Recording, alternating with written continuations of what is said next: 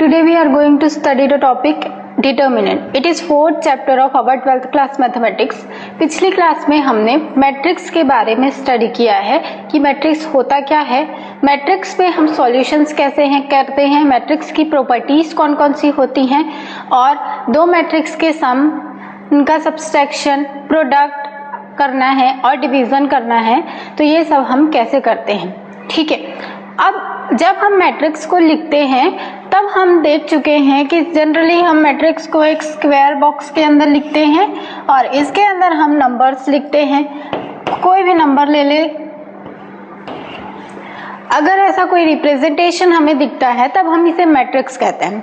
जब हम मैट्रिक्स में सॉल्व किए, कुछ भी इक्वेशन सॉल्व किए हों, अगर हम दो मैट्रिक्स का एडिशन देखें, उनका सब्सट्रैक्शन देखें, उनका मल्टीप्लिकेशन देखें, एनीथिंग कुछ भी देखें, तब हम जब ऐसे एक्सप्रेशन सॉल्व करते हैं और इनकी वैल्यू फाइंड करते हैं, तब जो रिटर्न हमें इसका सॉल्यूशन मिलता है या हम कहें आंसर मिलता है, तो वो हमें इसी फॉर्म पे ही मिलता है.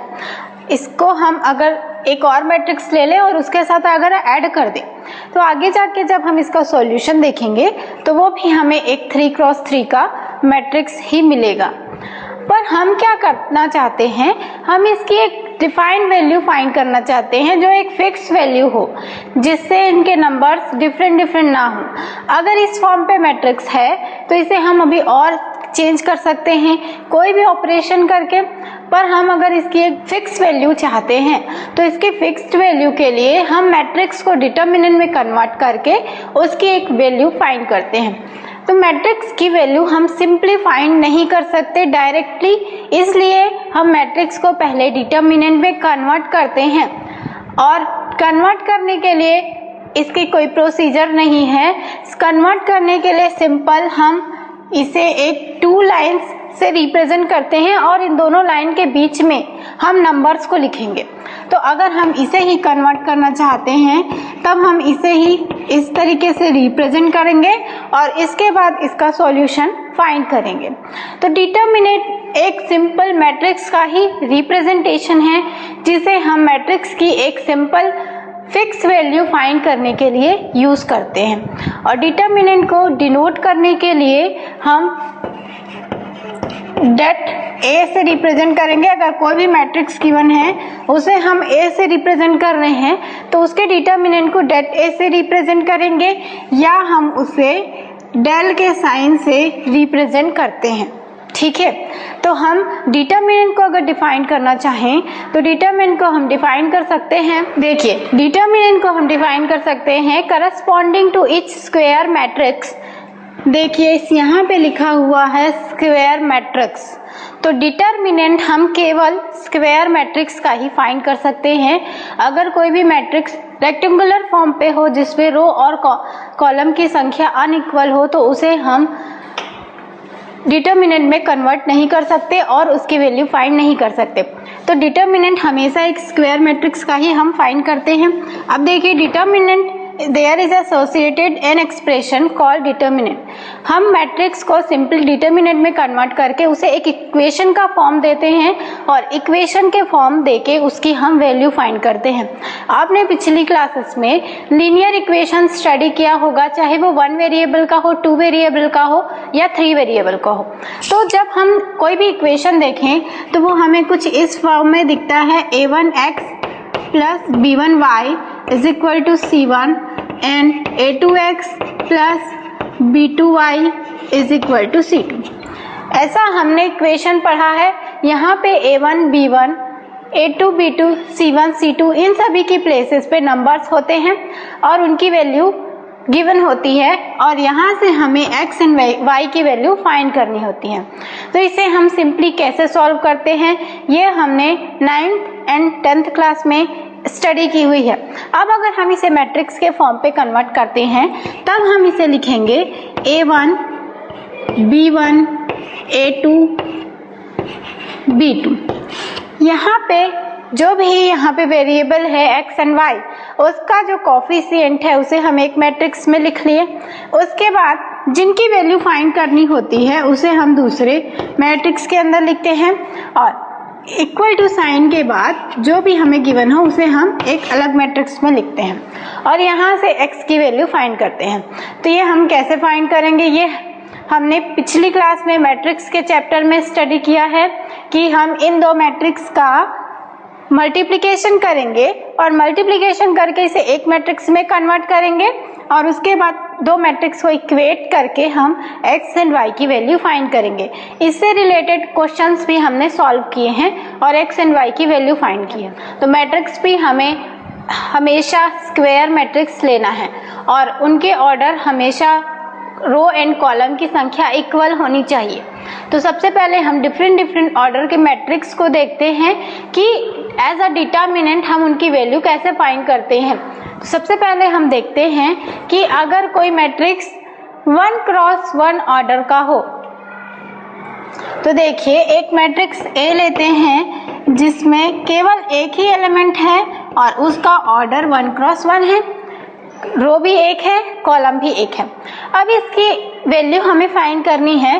तो जब हम इसे डिटर्मिनेंट में कन्वर्ट करते हैं तब इसकी वैल्यू हमें ऐसी मिल जाएगी, जैसे ही हम इसे डेल से रिप्रेजेंट करेंगे ये डिटर्मिनेंट के फॉर्म पे मिलेगा हमें और हमें इस साइन से इसे इस साइन पे कन्वर्ट करना है। ठीक है, तो ये वैल्यू हमें मिल गई। अब अगर हम इसे सॉल्व करते हैं तो हमें डिटर्मिनेंट की वैल्यू भी वही मिलेगी। ठीक है, तो ये है सिंपल 1 क्रॉस 1 ऑर्डर का मैट्रिक्स। अब अगर हम देखते हैं 2 क्रॉस 2 ऑर्डर का मैट्रिक्स, तो उसके लिए हम 4 वेरिएबल कंसीडर करते हैं और ये हमें एक मैट्रिक्स गिवन है जिसका ऑर्डर 2 क्रॉस 2 है। अब अगर हमें इसे डिटर्मिनेंट पे लेना है तो अब हम इसे लिख सकते हैं डेल एंड ये हो जाएगा A B C and D। ठीक है, अब हम जब इसकी वैल्यू फाइंड करते हैं तो देखिए इसकी एक सिंपल वैल्यू हम एक फिक्स्ड वैल्यू कैसे फाइंड करेंगे। तो उसके लिए देखिए हमें क्रॉस मल्टीप्लिकेशन करना है यहाँ पर। तो देखिए यहाँ से हम A का मल्टीप्लाई D के साथ करेंगे एंड C का मल्टीप्लाई हम B के साथ करेंगे। तो हमें मिल जाएगा AD और बीच में हमें माइनस का साइन लेना है, AD माइनस CB। ठीक है, तो यहाँ से अगर इनके प्लेसेस पे कोई नंबर गिवन होते तो हमें सिंपल इसकी एक फिक्स्ड वैल्यू मिल जाती। तो 2 क्रॉस 2 ऑर्डर के डिटर्मिनेंट को सॉल्व करने के लिए हम सिंपल क्रॉस मल्टीप्लिकेशन ही करेंगे और जो दो टर्म्स मिलेंगे उनके बीच हमें नेगेटिव साइन लेना है। ठीक है, इसके बाद हम देखते हैं 3 क्रॉस 3 ऑर्डर का अगर हमें मैट्रिक्स गिवन हो तब हम उसकी वैल्यू कैसे निकालेंगे। तो देखिए एक मैट्रिक्स हमें गिवन है A जिसके टर्म्स हैं 1 2 3 4 5 6 7 8 एंड 9 और इसकी हमें एक फिक्स्ड वैल्यू फाइंड करनी है। तो इसके लिए हम डिटर्मिनेंट पे इसे लेते हैं तो ये हमें मिल जाएगा 1 2 3 4 5 6 7 8 9। अब हम इसकी वैल्यू फाइंड करेंगे। तो उसके लिए देखिए ये एक टर्म है। अब हमें जब 2 क्रॉस 2 ऑर्डर का डिटर्मिनेंट मिल रहा था तब हम डायरेक्टली यहाँ पे क्रॉस मल्टीप्लिकेशन कर रहे थे, पर यहाँ पे हमें 3 क्रॉस 3 ऑर्डर का मिल रहा है। ठीक है, तो उसके लिए हम कौन सा थ्योरम अप्लाई करेंगे। देखिए इस मैट्रिक्स को हमें एक्सपांड करना है तो इसके लिए सबसे पहले हम जो जनरल मैट्रिक्स का फॉर्म देखे थे उसे हम लिखते हैं। तो वो हमें मिलता है A11 A12 A13 A21 A22 A23 then A31 A32 A33। अब देखिए इसे हमें एक्सपांड करना है इस फंक्शन को। ये मैंने यहाँ पे क्यों लिखा है ये मैं आपको पहले बताती हूँ। तो जब हम इस फंक्शन को एक्सपांड करेंगे, ये फर्स्ट रो है, ये सेकंड रो है, ये थर्ड रो है, तो हम चाहें तो किसी भी रो को लेके इसे एक्सपांड कर सकते हैं या तीनों कॉलम्स में से किसी भी कॉलम को लेके हम एक्सपांड कर सकते हैं। तो जब हम एक्सपांड करेंगे तो हम किस तरीके से करेंगे, देखिए अगर हम फर्स्ट रो के क्रॉस करते हैं तो फर्स्ट रो के एलिमेंट्स यहाँ से देखिए A11 A12 A13 है, तो सबसे पहले हमें लेना है -1 और -1 की पावर में इसका यहाँ पे जो सफिक्स है उसे हमें लेना है और उनका सम। तो यहाँ पे सफिक्स 1 है, 1 एंड 1 रो भी 1 है, कॉलम भी 1 है, तब हम इसे लिखेंगे 1 + 1, ठीक है। इसके बाद ये जो यहाँ पे टर्म गिवन है इसे हमें लेना है। अब देखिए हम जब फर्स्ट एलिमेंट को देख रहे हैं तो ये फर्स्ट एलिमेंट फर्स्ट रो में बिलोंग कर रहा है और सेकंड फर्स्ट कॉलम पे बिलोंग कर रहा है, तब हम इन दोनों को यहाँ से छोड़ते हैं और इन दोनों को अगर हम छोड़ दें तो जो भी बचे हुए एलिमेंट हैं उसे हम यहाँ पे लिख लेते हैं। तो हमें मिल जाएगा 5, 6, 8 एंड 9। ये समझ में आया, ठीक है। इसके बाद यही काम हमें आगे करना है। इसके बाद हम इस एलिमेंट के लिए देखेंगे, तब देखिए हम अब यहाँ पे प्लस साइन अभी यूज कर रहे हैं। अब हम क्या करेंगे, -1 और इसके पावर में इसके रो एंड कॉलम का जो नंबर है उसे ऐड करना है, तभी हमें मिल जाएगा 1 + 2। देन यहाँ पे जो भी एलिमेंट है उसे हमें लिखना है। उसके बाद ये जिस रो पे बिलोंग कर रहा है और जिस कॉलम पे बिलोंग कर रहा है उसके एलिमेंट को छोड़ के जो बाकी एलिमेंट्स बच रहे हैं उन्हें हमें लेना है। तो देखिए ये फर्स्ट रो पे बिलोंग कर रहा है तो हमें फर्स्ट रो नहीं लेना है, और सेकंड कॉलम से बिलोंग कर रहा है तो हमें सेकंड कॉलम नहीं लेना है। तो बचते हैं एलिमेंट 4, 7, 6 एंड 9। तो हम उसे लिखते हैं 4, 7, 6 एंड 9, ठीक है। इसके बाद हम थर्ड एलिमेंट में भी वही करते हैं, तब ये हमें मिल जाएगा प्लस -1 की पावर, यहाँ से देखिए 1 एंड 3 है, तब ये हमें मिल जाएगा 1 + 3, ठीक है। अब इसके बाद यहाँ पे जो भी एलिमेंट है हमें उसे लिखना है, तो ये हमें मिल जाएगा 3। देन फिर से हमें वही काम करना है, जिस रो एंड जिस कॉलम पे ये बिलोंग कर रहा है उसे हमें छोड़ के बाकी नंबर्स को लिखना है। तो इनको छोड़ देंगे तो ये हमें मिल जाएगा 4, 5, 7 एंड 8।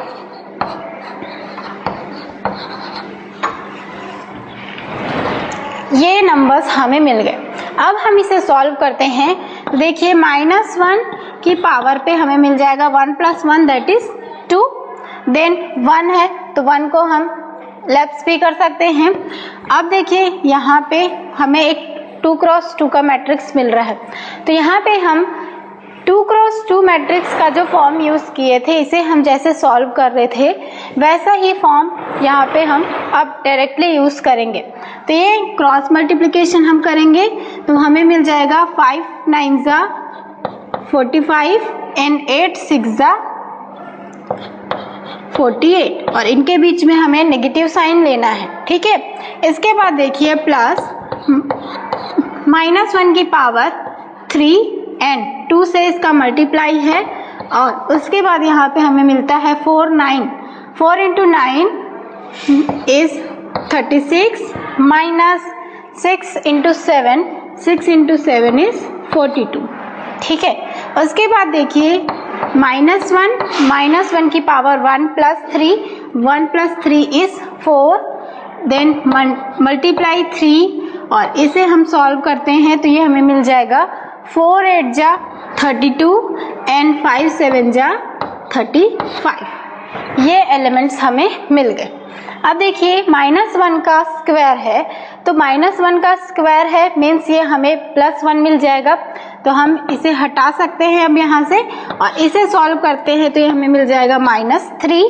देन -1 की पावर 3, तो -1 की पावर 3 ये ऑड नंबर मिल रहा है, और ऑड नंबर पे अगर हम -1 को मल्टीप्लाई करेंगे तो ये हमें -1 ही मिलेगा, तो हम यहाँ पे नेगेटिव साइन यूज करेंगे।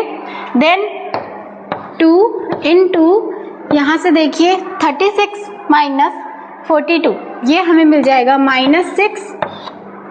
देन यहाँ पे अगेन -1 की पावर 4 है, -1 की पावर 4 को जब हम सॉल्व करेंगे तो ये हमें +1 मिल जाएगा, तो हम इसे प्लस लिखते हैं। देन यहाँ पे 3 है। उसके बाद देखिए 32 - 35, इसे जब हम सॉल्व करेंगे तो ये हमें -3 के इक्वल मिलेगा। अब हम इसे आगे सॉल्व करते हैं, ये मिल जाएगा -3 6 2 जा 12 एंड माइनस है तो -12, तो यहाँ पे माइनस है, ये हमें मिल गया -12। उसके बाद प्लस 3 3 जा 9, ये हमें -9 मिलेगा। उसके बाद देखिए -3 माइनस माइनस प्लस 12, देन -9। अब देखिए -3 and -9 is equal to -12 plus 12, और जब हम इसे सॉल्व करेंगे तो हमें हमारा आंसर 0 मिलेगा। तो यहाँ पे जो मैट्रिक्स हमें गिवन है उसे जब हम सॉल्व करेंगे तो हमारा आंसर हमें 0 मिलेगा। ठीक है, तो ये है मैट्रिक्स। जब 3x3 ऑर्डर का हो तब हम उसे डिटर्मिनेंट के फॉर्म पे लेंगे और उसे हम किस तरीके से सॉल्व करेंगे। तो उसके में फर्स्ट प्रोसीजर है कि हमें सबसे पहले उसे डेल के फॉर्म पे ले लेना है और उसके बाद फर्स्ट नंबर को लेना है, और ये first number first row and first column का है, तो हम यहाँ पे 1 + 1 लिखेंगे। ठीक है, अब सेकंड पे हम देखेंगे, तो सेकंड पे देखिए ये first row and second column का एलिमेंट है, इसलिए हम यहाँ पे 1 + 2 लिखे हैं। अगर हम थर्ड पे जाएंगे तो first row and third column. ठीक है, अब जिस नंबर को हम कंसीडर करेंगे उस नंबर को छोड़ के जितने भी बचे हुए नंबर होंगे मैट्रिक्स में, जिस नंबर को हम लेंगे उस नंबर, उस रो एंड उस कॉलम को छोड़ के जो बचे हुए नंबर होंगे हम उसे लेंगे। उस रो में जो बिलोंग करेगा उसे नहीं लेना है और उस कॉलम पे जो बिलोंग करेगा उसे हमें नहीं कंसीडर करना है। तो जो बचे हुए 4 एलिमेंट्स होंगे उसे हम कंसीडर करते जाएंगे। अब यहाँ पे ये हमें 2x2 ऑर्डर का मिलता है, और 2x2 ऑर्डर को सॉल्व करने के लिए सिंपल हम क्रॉस मल्टीप्लिकेशन का यूज करते हैं और बीच में हमें नेगेटिव साइन लेना है। ये प्रोसीजर है 3x3 मैट्रिक्स को सॉल्व करने के लिए एज अ डिटर्मिनेंट और उसकी एक फिक्स्ड वैल्यू फाइंड करने के लिए। अब देखिए जब हम इसे सॉल्व कर रहे हैं तो अभी हमने इसे फर्स्ट रो के क्रॉस सॉल्व किया है, हम चाहे तो इसे सेकेंड रो के क्रॉस भी कर सकते हैं। बस हमें ये ध्यान देना है कि जब हम सेकेंड रो के क्रॉस करेंगे तो यहाँ पे 2 + 1 है, तो हम यहाँ पे क्या लेंगे 2 + 1। ओके, जब हम यहाँ पे जाते हैं तो ये नंबर है 2 2, तो हम यहाँ पे लेंगे 2 + 2। ठीक है, तो ये आप ध्यान दीजिएगा, आप चाहे कॉलम में एक्सपांड कीजिए या रो में एक्सपांड कीजिए, बट जब भी आप करेंगे तो यहाँ पे जो पावर है उसे यहाँ से देख के हमें सम करना है कि वो किस रो पे बिलोंग कर रहा है और किस कॉलम पे बिलोंग कर रहा है। तो इससे हम एक चीज और बता सकते हैं कि जब रो एंड कॉलम का जो भी नंबर है उसे हम ऐड करते हैं तो वो नंबर हमें इवन मिलता है, तब ये वैल्यू हमें पॉजिटिव मिलती है, और जब वो नंबर ऑड नंबर मिलता है तब वो वैल्यू हमें नेगेटिव मिलती है। देखिए यहाँ से जब हम 1 + 1 करेंगे तो ये वैल्यू हमें पॉजिटिव मिलेगी क्योंकि ये नंबर इवन मिलेगा। देन 1 + 2 है तो ये नेगेटिव मिलेगा। 1 + 3 is positive, 2 + 1 is negative, 2 + 2 is positive, 2 + 3 is again negative, then 3 + 1 is positive, 3 + 2 is negative, 3 + 3 is positive.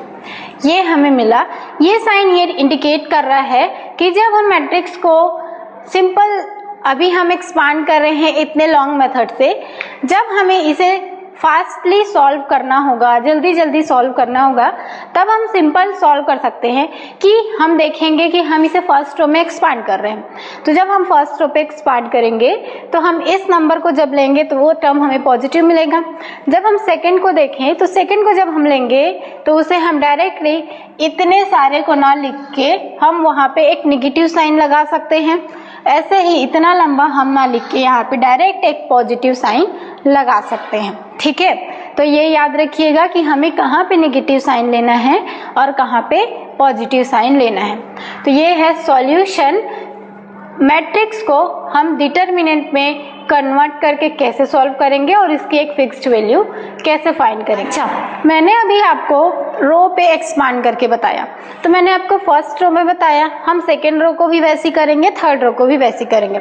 अब बात आती है कॉलम की, तो हम कॉलम पे भी एक्सपांड कर सकते हैं। तो कॉलम से कैसे एक्सपांड करेंगे, देखिए यहाँ पे column first column, second column, third column. तो अगर हम फर्स्ट कॉलम देखें तो यहाँ पे जब हम लेंगे, सबसे पहले हम लेते हैं A11, उसके बाद हम लेते हैं -1 की पावर, ये जो भी एलिमेंट है 1 + 1, ठीक है। उसके बाद देखिए हम इस नंबर को ले रहे हैं, तो इसको ढक दीजिए, जितने भी एलिमेंट हमें मिलते हैं उसे हमें लेना है। तो ये हमें मिल जाएगा A22, A23, A23, A33, ठीक है।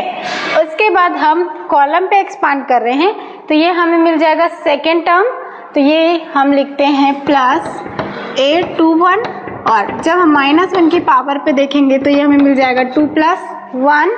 उसके बाद जब हम टर्म्स देखते हैं तो देखिए जब हम इसे देखें तो इस रो कॉलम को नहीं लेना है और हमें इस रो को नहीं लेना है, तो हमें एलिमेंट मिल जाएंगे ये 4। इन 4 को हम लिख लेते हैं A12, A13, A32 and A33।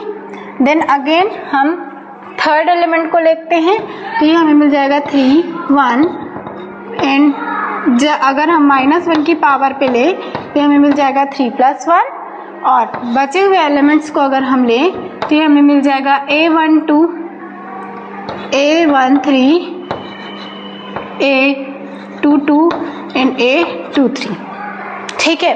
ये हमने किया है फर्स्ट कॉलम के अक्रॉस इसका एक्सप्लेनेशन। अब देखिए मैंने आपको बताया था कि हम अगर किसी भी रो पे करें, किसी भी कॉलम पे एक्सपांड करें, हम इस पूरे टर्म को ना लिख के इतने को, या यहाँ से देखें तो इतने टर्म्स को ना लिख के डायरेक्टली हम ये देख के लिख सकते हैं कि हम कौन से कॉलम को या कौन से रो को कंसीडर कर रहे हैं। और उसके क्रॉस मैंने आपको ये साइन भी बताया था। यहाँ से देखिए फर्स्ट पे हमें पॉजिटिव साइन मिलेगा क्योंकि 1 + 1 इज A1, देन सेकेंड पे हमें नेगेटिव साइन मिलेगा, तो 2 + 1, 2 + 1 तो -1 की पावर 3 हमें -1 ही मिलेगी, और यहाँ पे देन 3 + 1, 3 + 1 अगेन हमें पॉजिटिव मिलेगा, ठीक है। तो जब हम एक्सप्लेनेशन करेंगे या एक्सपांड करेंगे तो हम डायरेक्टली -1 की पावर ना लेके हम उसके साइंस को भी लिख सकते हैं, ठीक है।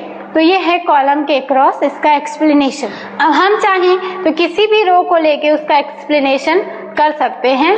तो देखिए इसमें एक चीज याद रखिएगा, हम हमेशा उस रो को या उस कॉलम को प्रेफर करेंगे जिसमें मैक्सिमम नंबर ऑफ 0 होंगे, ठीक है। अगर कोई भी मैट्रिक्स हमें गिवन है, सपोज हम देखें हमें मैट्रिक्स मिल रहा है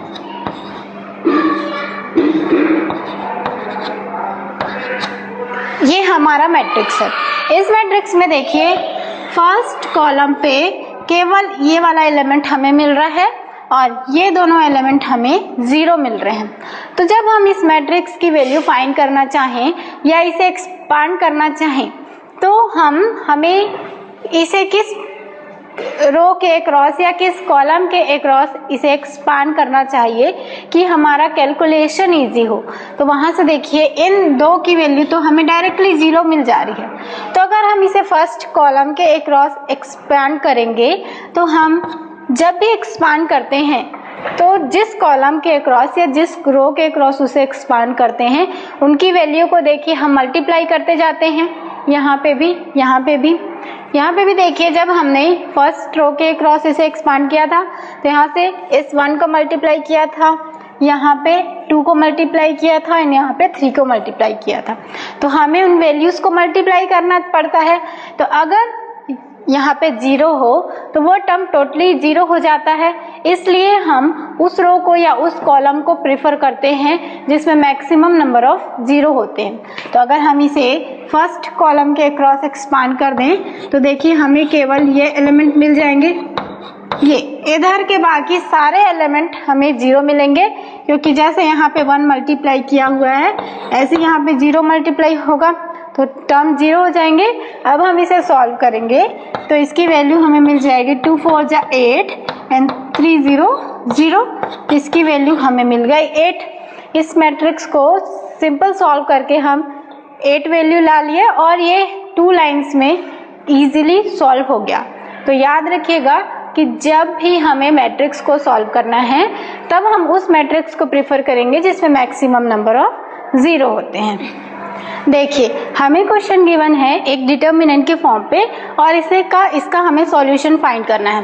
तो अगर हम इस डिटर्मिनेंट को a से डिनोट करें तो जब हम इसका सॉल्यूशन फाइंड करेंगे तब हम उसे del से डिनोट करेंगे या हम उसे mod of 8 से डिनोट करेंगे।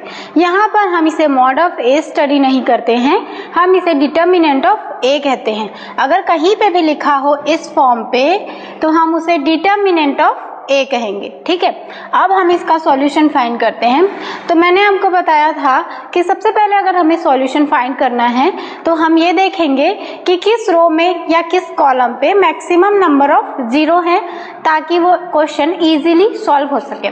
तो यहाँ पे देखिए जो थर्ड कॉलम हमें दिख रहा है, थर्ड कॉलम पे केवल एक ही एलिमेंट है और बाकी 2 एलिमेंट की वैल्यू 0 है। तो अगर हम इसे थर्ड कॉलम के क्रॉस एक्सपांड करें तो इसका एक्सप्लेनेशन इजी होगा। तो हम क्या करते हैं, इसे थर्ड कॉलम के क्रॉस एक्सपांड करते हैं।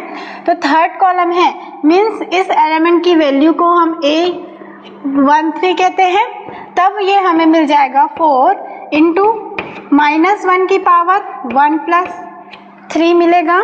देन इस रो एंड इस कॉलम को छोड़ के बची हुई वैल्यूज हम लिख लेते हैं। तो हमें मिल जाएगा -1, 3, 4 एंड 1। ओके, अब इसके क्रॉस हम करेंगे तो हमें मिलेगा 0 इंटू -1 की पावर 2 प्लस 3। उसके बाद इस रो एंड इस कॉलम को छोड़ के तो बचे हुए एलिमेंट हमें मिल जाएंगे 2, 1, 2, 4 एंड 1। ठीक है, इसके बाद हम अगेन करते हैं इसके क्रॉस, तो ये हमें मिल जाएगा 0, -1 की पावर 3 प्लस 3 इसके क्रॉस, और इस रो एंड इस कॉलम को छोड़ेंगे तो हमें एलिमेंट मिल जाएंगे 1, 2, -1 एंड 3। अब देखिए नेक्स्ट स्टेप में ये टर्म टोटली 0 हो जाएगा क्योंकि यहाँ पे 0 का मल्टीप्लाई है, तो हमें केवल यही एलिमेंट मिलेगा। तो यहाँ से ये हमें मिल जाएगा 4, -1, 3, 4 एंड 1। अब जब हम इसे सॉल्व करेंगे तो -1 into -1 is -1 into 1 is -1, -4 into 3 that is -12 and जब हम इसे सॉल्व करेंगे तो ये हमें मिल जाएगा 4 इंटू -13 दैट इज -52। तो ये जो हमें वैल्यू मिल रही है ये इसके हमें डिटर्मिनेंट की वैल्यू मिल रही है।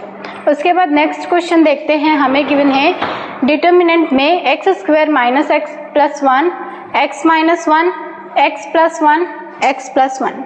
अब हम जब इसे सॉल्व करते हैं तो ये यहाँ पे देखिए 2 क्रॉस 2 का हमें डिटर्मिनेंट दिख रहा है। तो 2 क्रॉस 2 का है तो हम इसे सिंपली क्रॉस मल्टीप्लिकेशन के थ्रू सॉल्व करते हैं। तो इसका डिटर्मिनेंट हमें मिल जाएगा x² - x + 1, x + 1 minus x + 1, x - 1। ठीक है, अब हम इसे एक्सपांड करते हैं तो ये हमें मिल जाएगा x³ plus x² minus x² plus -x plus x + 1 minus, इसे जब हम सॉल्व करेंगे तो ये हमें मिल जाएगा x² - 1। अब देखिए यहाँ से x³ x² एंड x² के टर्म कैंसिल हो जाएंगे और यहाँ से x एंड x और x के टर्म कैंसिल हो जाएंगे। तो यहाँ से हमें मिल गया x³ plus 1 minus x² minus and minus plus 1। तो ये हमें मिल गया x³ माइनस x² प्लस 2 और यही इसके डिटर्मिनेंट की वैल्यू को शो कर रहा है। उसके बाद नेक्स्ट क्वेश्चन देखते हैं। हमें थर्ड क्वेश्चन गिवन है if a is equal to 1, 0, 1, 0, 1, 2, 0, 0, 4 then show that determinant of 3a is equal to 27 determinant of a। हमें ये प्रूफ करना है कि यहाँ पे जो हमें क्वेश्चन गिवन है उसमें हम पहले 3 का मल्टीप्लाई करें, उसके बाद उसका डिटर्मिनेंट फाइंड करें तो हमें वही वैल्यू मिलेगी जो हम अगर उसका पहले डिटर्मिनेंट फाइंड करें और उसके बाद उसमें 27 का अगर मल्टीप्लाई कर दें। तो इसे हम प्रूफ करते हैं। तो सबसे पहले हम इसके लिए इसके डिटर्मिनेंट की वैल्यू फाइंड करते हैं।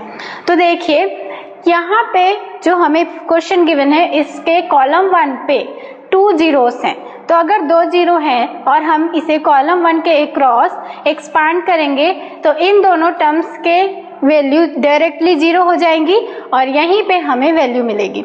तो हम इसे लिख सकते हैं 1 इंटू 1 2 0 एंड 4 और इस प्लेस पे वैल्यू हमेशा पॉजिटिव मिलती है। अब इधर को जब हम सॉल्व करेंगे तो ये दोनों टर्म्स हमें जीरो मिलेंगे। अब हम इसे लिखते हैं 1 इंटू 4 इज 4 माइनस 0, तो यहाँ से ये हमें मिल गया 4, तो ये हमें मिल गया अभी डिटर्मिनेंट ऑफ ए की वैल्यू। पर हमें फाइंड करना है 27 इंटू डिटर्मिनेंट ऑफ ए, तो 27 into determinant of A is equal to 27 into 4, तो इसकी वैल्यू हमें मिल जाएगी 108। अब इसके बाद हम फाइंड करते हैं 3a। 3a मीन्स हमें जो क्वेश्चन गिवन है उस पर हमें 3 का मल्टीप्लाई करना है, तो ये हमें मिल जाएगा 3 0 3 0 3 और यहाँ से ये टर्म हमें मिल जाएगा 6 देन 0 0 12। अब यहाँ पे भी हम जब डिटर्मिनेंट ऑफ 3a फाइंड करेंगे तो इसे कॉलम 1 के क्रॉस से एक्सपांड करेंगे ताकि इन दोनों टर्म्स पे हमें वैल्यू 0 मिल जाए, तो ये हमें मिल जाएगा 3 3 6 0 12। अब हम इसे एक्सपांड करते हैं तो देखिए 3 into 12 is 36 minus 6 into 0 is 0 और जब हम इसे सॉल्व करेंगे तो हमें मिल जाएगा 3 into 36 that is equal to 108। तो ये देखिए जब हमने सॉल्व किया 27 इंटू डिटर्मिनेंट ऑफ ए तभी भी हमें 108 वैल्यू मिली और जब हमने फाइंड किया डिटर्मिनेंट ऑफ 3a तब भी हमें वही वैल्यू मिली। तो इससे ये प्रूफ होता है कि अगर हम इस एक्सप्रेशन को देखें तो ये एक्सप्रेशन ट्रू है। ठीक है, इसके बाद नेक्स्ट क्वेश्चन देखते हैं।